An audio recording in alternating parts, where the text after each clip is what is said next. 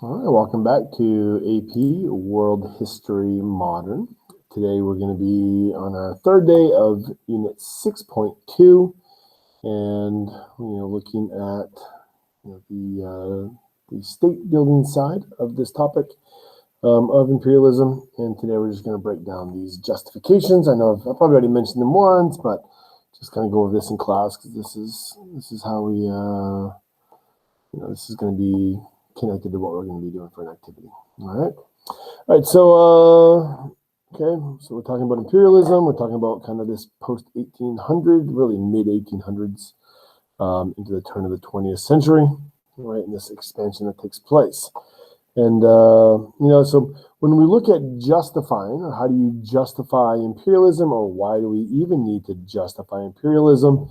This is one of the things you kind of need to understand here is, we've already kind of looked at what makes the colonization of the African continent possible. It's these new scientific developments, these new industrial technological improvements, and of course these things make it so that you do have to justify. And what I mean by that is this: we're not like in 1520s Aztec Empire, what eventually becomes Mexico.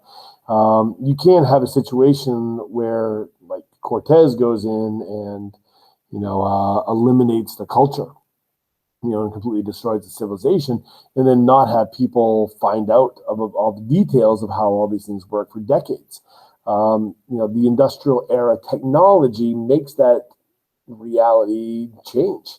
So if there is, those kinds of actions or activities going on, the reality of the telegraph is that people will learn about this kind of stuff back home in minutes. The steamboat, will get people with firsthand accounts showing up, within weeks, in many cases, right? So this is the kind of time delay is gone, when you're talking about this era. So if you're going to colonize a place, then you need to have a reason. One of the other kind of big reasons for this too is if you look at these countries, who it is doing the colonizing, most of these are democracies, which means these are going to become parts of political debates between the political parties. And, in some of these cases, there's going to be actual debates over events. Like, for example, the Opium War. There's an actual debate that goes on before the invasion, right? There's so I guess I'll talk about that in a second.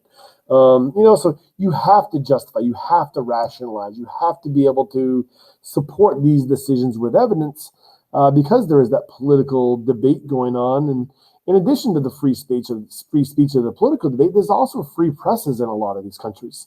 So, this is how we have so much criticism of the United States decision to take on the Philippines. Or Cuba. There is freedom of the press in a lot of these places. So, you have to make a rational case for what it is you're doing. All right. So we've already kind of gone over these, and I'm going to show you something in a minute. I just want to kind of continue this rationalization thing here. So, so what are the rationalizations for occupation during this era, right? And there's four basic ones if you're going to be looking at Europe, right? So, and I kind of like these because these provide you with some categories of analysis you could use if you were ever given a prompt, be it an SAQ, an LEQ, or a DBQ, that asks you to explain why European powers, right, colonized, Africa or Asia, in the 1800s and beyond. All right. So these are some good categories of analysis you could use. So number one, occupation for humanitarian intervention. And I like this one for Zanzibar because it allows you to not use abolition of slavery as your category of analysis so that you could then use abolition of slavery in your evidence. Right. So, England, right? England took over Zanzibar as a protectorate, in 1890 for humanitarian intervention. Then our evidence is after decades of negotiations between the British and the Sultan, of Zanzibar. England was unable to stop the slave trade out of East Africa. This will then provide the justification for the British to turn Zanzibar into a protectorate, and it would stay a protectorate for about 25 years, and then it would go under direct rule. Right, it would remain a direct rule colony until the early 1960s. I think it's 1963, off the top of my head, but don't quote me on that. All right, so that would be a first category of analysis you could use, right? A first justification that is often used for imperialism. If there is a most insidious justification for imperialism, resource extraction would be it. So, right, so we see this obviously with the Belgian, right, the Belgian and Congo, in the Congo. Initially that's going to be for the extraction of ivory, and then eventually for rubber once the rubber boom takes place. And this is a very common justification used for colonization. We're going to see this all over the place, right, as a justification used, because mostly what this is about is about resource extraction. Now, as far as getting people to buy into this, back home, right, the reason why you're justifying it, it is always best if the resource that's being extracted is going to be something that is used in the factories back home. I mean, that would make people, want it, or at least understand it a lot better, right? That you're actually using these resources back home.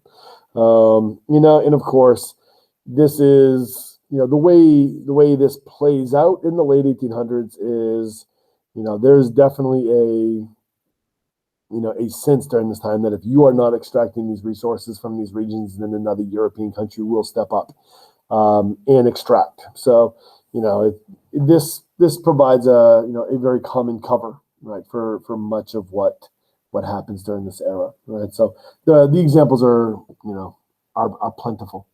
All right, next one: occupation to protect free trade. Right, so how did England justify attacking the Qing dynasty in China, in order to protect its opium trade? How do you justify this? And this is not something that England does secretly. This isn't like something that just happened, and then England had to justify it later. This was an actual debate that took place in England before the Opium War begins, right? So the discussion of what China was going to do, this has been going on since the early 1830s. That they'd been debating and discussing about restricting the inflow of opium, by the British and others, including the United States, by the way, traders or merchants from our country. Right. So this had been coming, and people knew that this was coming. And when the decision was actually made by the Chinese to restrict, the inflow of opium into China, there was a debate in Parliament, and actually they called for parliamentary elections so that members of Parliament would have to run on their stance about what to do about this situation with China. So this isn't, this is something that the British people, were very engaged in, or the citizens of England were very engaged in the pro-free trade members of Parliament won the majority, right? And a very young Queen Elizabeth, Queen Victoria, a very young Queen Victoria also came out publicly in support of intervening on behalf of free trade. And from the British perspective here, this is a substance that was pretty freely used in England at this time. And the same is true in the United States into the 20th century. So, what would give the Qing dynasty the right to restrict the trading of a product that sells freely in England? Is there something else at play here, right?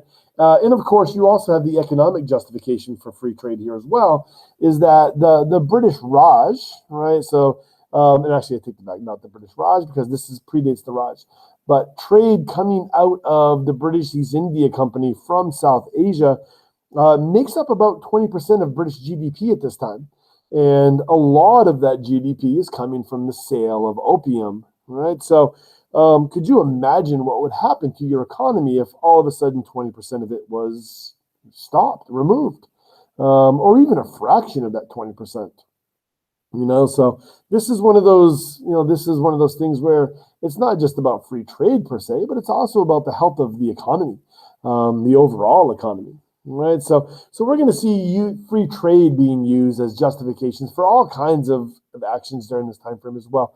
And obviously, I've already talked about this with the United States, right? In Latin America, how we use this kind of stuff, and then occupation to protect strategic interests. Right, and this is a fourth, common justification used. So, in the case of Egypt, when the Arabia Revolt broke out in 1879, and those kind of continue for a couple of years, the British have a concern about access to the Suez Canal. If Egypt is unstable, then potentially they could lose access to the Suez. And if England loses access to the Suez, they lose quick and easy access to the Indian Ocean. And in this case here, we're now post 1860s. So the British Raj is now directly under colonial rule. This threatens, the ability of England to rule South Asia, or the British Raj. So sometimes you need to occupy to protect your own strategic interests. You could definitely make an argument that the United States will do this with Colombia. We wanted to build the Panama Canal in order to protect our strategic interests on both coasts. We wanted to make sure our Navy could quickly be bi-coastal. And when Colombia refused to our terms, or refused to, go to our terms, we created a country where there had once been Colombia. Right? We created a country that would accept our terms. Hence, Panama is born, and the Panama Canal Zone goes under American control for most of the 20th century. Right, so these kinds of actions can be taken or can be justified, right, in order to protect your strategic interests. All right, so these are some of the big, kind of bigger categories of analysis in which most imperialist, activities can fall under. I put this onto the Google Drive just so that you have access to this. The different forms that imperialism often takes, and then the distinction in management methods between indirect control versus direct control. And this is important to know, not just because you need to know this, but also your project that I'm going to talk about in a second is going to ask you to identify this for your topic. Okay. All right. So that's on Google Classroom. Please, please make sure you are. I think I've got it right here. Right. So it's right on our Unit 6. All right. So feel free to consult that. All right. So let's go over our project today. All right. And I opened up the same doc twice. All right. So I'm going to go over the project. We've already begun assigning this project to your classmates. So I'm just going to go over this and kind of explain this. So we're talking about imperialism and different forms of colonialism that we see take place during this era. And so what happens when the European powers carve up, right, a place like Africa that has these ethnic and linguistic diversity, within single borders or being cut and split up by different borders? What are going to be the implications of this on the people who live within these lands? Are they going to simply accept this new reality, or are they gonna resist it? Right? And if you look at this map over on the right, this is a map that shows a handful of the literally thousands of resistance movements that rose up as a result of European imperialism. These are simply some of the more well-known, right, of them. And so kind of blowing it up here if you want to pause And I'm going to go slowly where I just kind of zoom in on different regions if you want to look at this. All right, next. Right. So the Arabia Revolt, this is, partially, right, having to do with the British taking on control of the Suez Canal. And of course, this then gets used as the justification by the British, to take over all of Egypt. All right.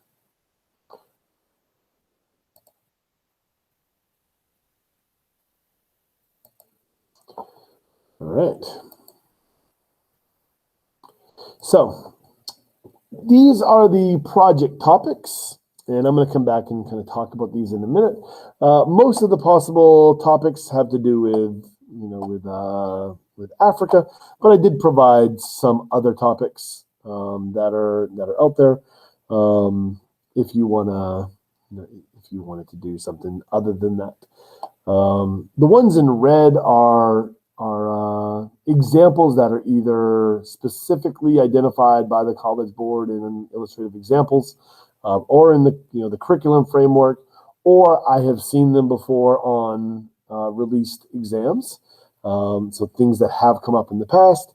And the ones in black are relevant ones that, even though I am not familiar with them being on on past exams or in the curriculum framework, they may have been, but you could use them as outside information if you ever had to do some kind of essay about these topics, because they are relevant and related, right? So everything in here is relevant, right? So all the topics. The red ones are a little easier, because there is some examples. All right, so what the project is, and in class I've got a couple of samples, and I've got some pictures at the end here to show you.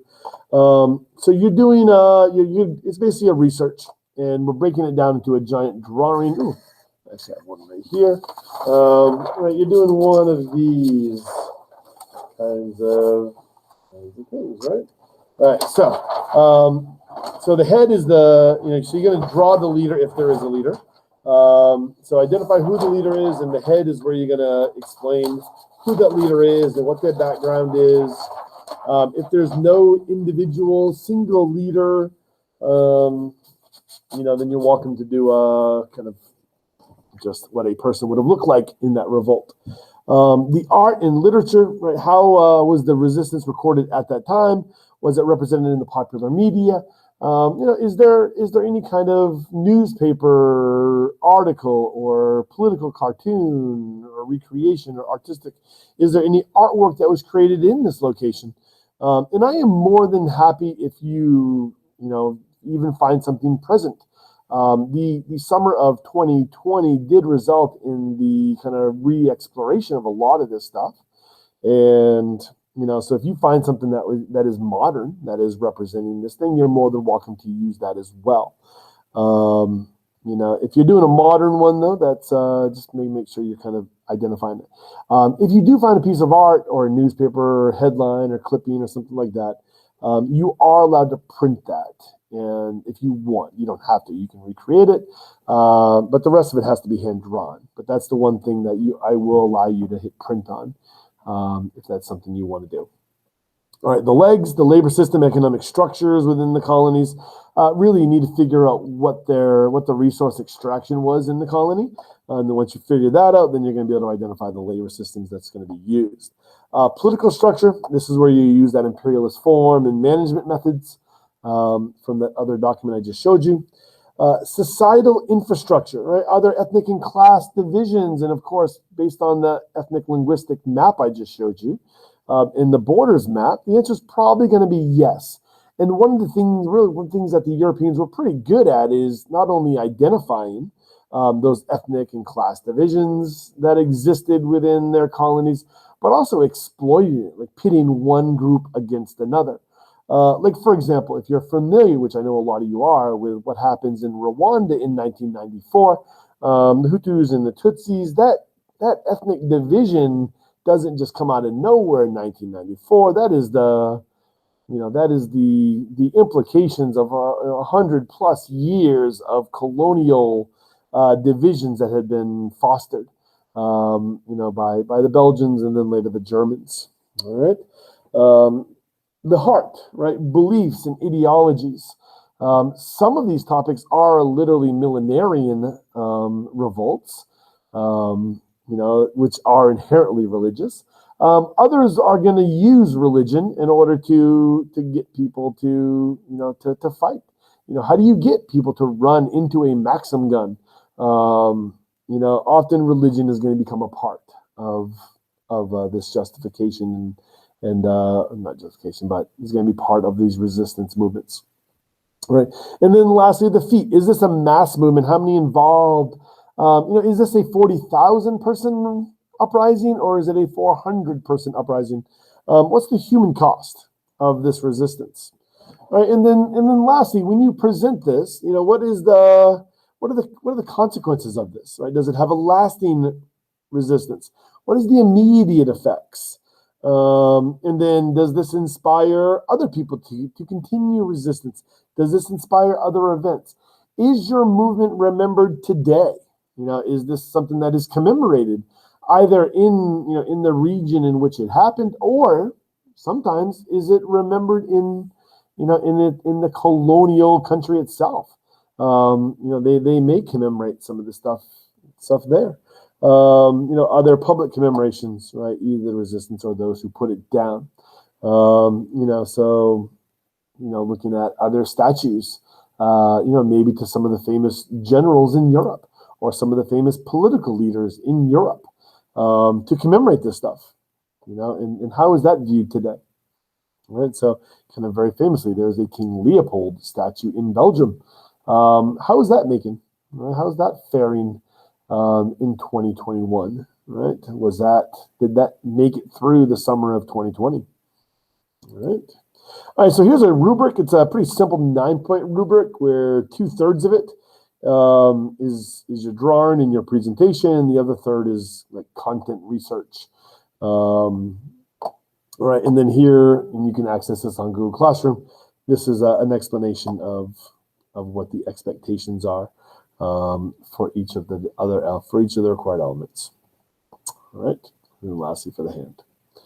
All right, and here's a couple of samples. Right, a couple of samples of what it could look like. You're welcome to, and I've got some in my classroom from past students as well. Okay, all right, so that is that.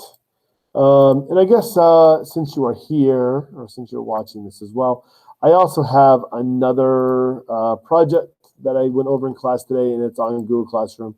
So you're welcome to look at this. It is my annual historical Valentine's Day card project. It'll be due on the 11th of February. And so the Thursday before, because Valentine's Week is on a 4-day weekend this year, it has to be submitted by the 11th. If you are distance learning for whatever reason, that means I have to have it received by email by the 11th, and then you can physically bring in your copy when you come back. But if you're here, physically in my hand on the 11th, if you are distance learning, have it emailed. The requirements, right? The requirements are right here. Feel free to pause or pull it up on Google Classroom to read it. And then I've got a bunch of examples from past and kind of a quick description of why they did not get full credit or why they did. Right? So you're welcome to go through that. All right. So that is that is really it for today. So Sapriati. Oh, and I guess you could also email me your topics if you want to. Or you can wait till you come back.